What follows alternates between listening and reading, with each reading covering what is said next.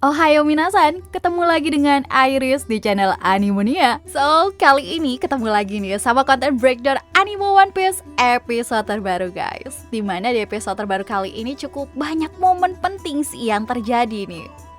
Daripada penasaran ya kan, buat yang belum nonton, seperti biasa, aku selalu mengingatkan ke kalian kalau kalian belum nonton episode terbaru dari animenya, atau ya agak lupa gitu sih, bisa langsung nonton aja ke situs streaming kesayangan kita, misalnya iQIYI. Buat yang belum tahu, iQIYI adalah streaming online legal yang menayangkan berbagai macam film, acara seru, dan tentu saja anime-anime baru keren yang sangat cool. Plus yang jelas ada One Piece di sini guys.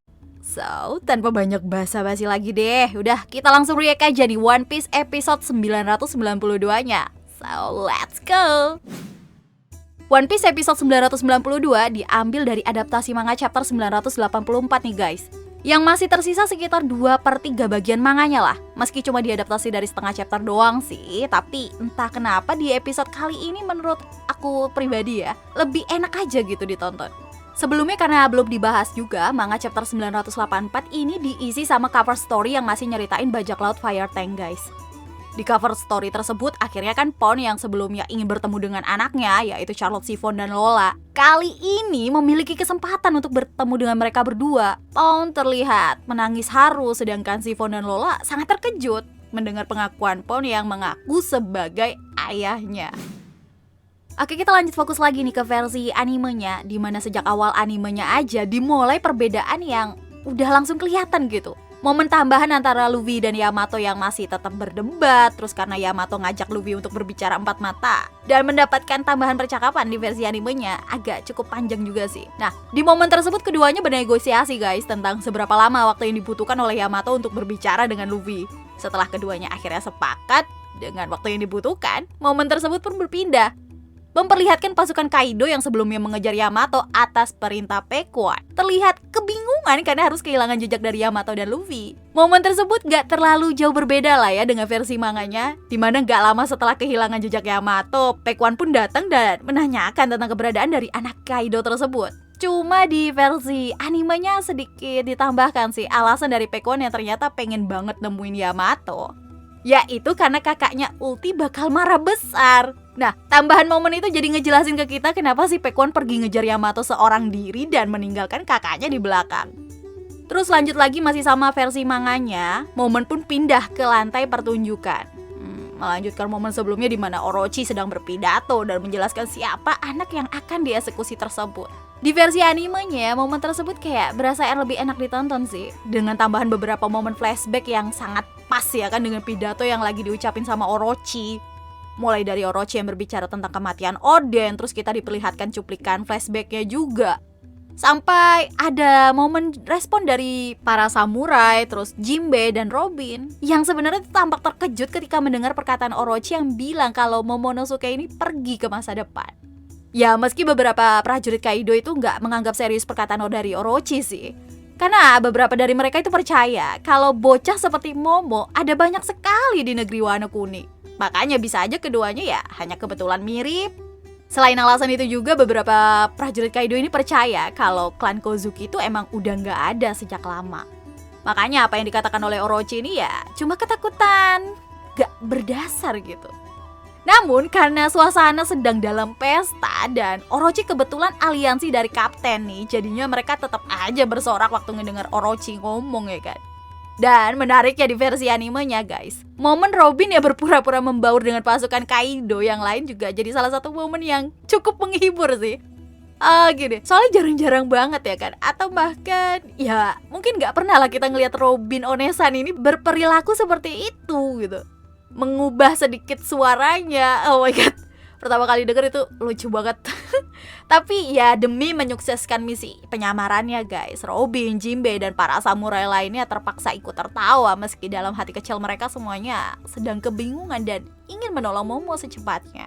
Satu lagi nih momen yang cukup berbeda di momen itu, yaitu ketika waktu Momo itu nggak terima dengan perkataan Orochi yang bilang kalau ibunya adalah seorang penyihir. Di momen itu Momo memberanikan diri untuk berbicara. Bahkan Momo juga ngomong tentang para Akazaya dan Luffy yang akan terus meneruskan tekad dari ayahnya. Momen tambahan tersebut seakan ngeliatin ke kita kalau meski Momo itu bocah penakut, tapi di momen itu dia tetap memiliki tekad yang kuat guys. Karena meski tahu sedang berada di kondisi yang gak diuntungkan, bukannya diam dan menurut, Momo malah ngomong seenaknya. Well, next kita pindah dulu nih ke momen Torao dan para Akazaya yang sedang berada di dalam Polar Tank. Momen itu sebenarnya juga ada di versi manganya, tapi kalau di versi animenya nih, momen tersebut diberikan beberapa tambahan guys yang memperjelas kondisi di momen tersebut. Nah, di animenya kita diperlihatkan kondisi di dalam Polar Tank sesaat sebelum akhirnya mereka nih bisa mendekati bagian belakang pulau Onigashima. Di momen itu karena laut dari Onigashima terkenal buas ya kan, makanya menggunakan kapal selam pun ya tetaplah sulit untuk melewati lautan tersebut. Nah, momen tambahan tersebut juga ngebuat kita sebagai penonton bisa lebih merasakan suasana yang lebih agak menegangkan gitu. Sehingga kita semua bisa lebih menikmati momen tersebut sih. Dan interaksi nih antara para Akazaya dengan Lau ditambah cara kerja dari kapal selam menjadi nilai tambah sih yang buat momen tersebut menjadi lebih menarik guys. Apalagi momen selanjutnya guys, yaitu pertemuan antara Izo dan Kiku. Jujur air mata agak ngembeng sih waktu part mereka berdua ketemu. Yang dibuat lebih dramatis di versi animenya, momen itu gak hanya menyentuh bagi Kiku aja gitu, tapi bagi kita juga yang menonton ikut terbawa ke momen pertemuan kembali antara kedua kakak beradik yang udah lama berpisah ini guys. Jujur hampir nangis sih gue. Lebay, tapi emang iya ngembeng. Oh my god, oke. Kemudian tambahan momen flashback nih ketika mereka masih kecil juga ngebuat kita tuh bisa mengingat kembali bagaimana kenangan indah yang mereka miliki, terus hingga kapan momen perpisahan antara keduanya terjadi ya kan. Cuman gak tahu ya kalian sadar atau enggak, sebenarnya tinggi dari Okiku tuh harusnya jauh di atas kakaknya. Kita sendiri tahu lah kalau tinggi dari Okiku itu kan sekitar 287 cm lah ya, sedangkan Izo sendiri itu cuma 192 cm. Tapi pasti ada alasan lain sih kenapa kadang di versi animenya beberapa karakter mungkin memiliki tinggi yang gak konsisten. Mungkin biar di visualnya lebih bagus aja kali ya. Dan hal itu bisa aja mungkin berhubungan sama momen kamera yang diambil, atau dimana kadang kita sendiri aja di dunia nyata bisa dimanipulasi atau memanipulasi tinggi kita melalui angle foto yang berbeda ya kan. Jadi bisa menghasilkan gambar yang ngebuat tinggi kita tuh sesuai dengan yang diinginkan. Atau bisa juga nih pihak animasi pengen menormalkan tinggi-tinggi dari tiap karakter. Jadi ya sehingga momen yang udah dibangun itu lebih enak aja disaksikan karena perbedaan tinggi yang gak terlalu jauh gitu gapnya. Selain hal itu juga perbedaan terjadi pada tangan kiri dari Nekomamushi guys. Seperti yang kita tahu, tangan kiri dari Nekomamushi ini kan menerima luka yang sangat serius berkat dari siksaan yang dilakukan oleh Jack. Nah tapi kalau di versi manganya, di chapter 984 nih, tangan kiri dari Nekomamushi ini diperlihatkan udah menyatu dengan pistol yang dimodifikasi. Sedangkan di versi animenya kita ngelihat tangan kiri dari Nekomamushi masih dililit perban. Lanjut nih, momen pun pindah memperlihatkan Kaido yang sedang menuju tempat eksekusi dari Momo guys. Karena Kaido juga memiliki pengumuman yang ingin disampaikan kepada seluruh anak buahnya. Nah, momen berkumpulnya Kaido bersama 3 All-Star ditambah Orochi dan Fukurokuju di versi animenya dibuat cukup epic nih dengan tambahan lampu-lampu warna biru dan merah ya kan. Ngebuat momen tersebut tuh tambah ya enak dinikmati dibandingkan dengan versi manganya yang cuma memperlihatkan mereka berkumpul aja gitu. Dan yang ditunggu-tunggu oleh pemirsa semuanya dan juga aku. Nah, akhirnya guys wujud Yamato di versi animenya diperlihatkan di episode kali ini. Meskipun episode kemarin sebenarnya kita udah kayak dikasih bocoran sekelebat gitu ya kan. Dan tambahan backsound yang digunakan juga saat Luffy mendengarkan Yamato bercerita tentang apa yang dia ketahui tentang Oden, menambah momen tersebut itu menjadi lebih enak disaksikan di versi animenya guys.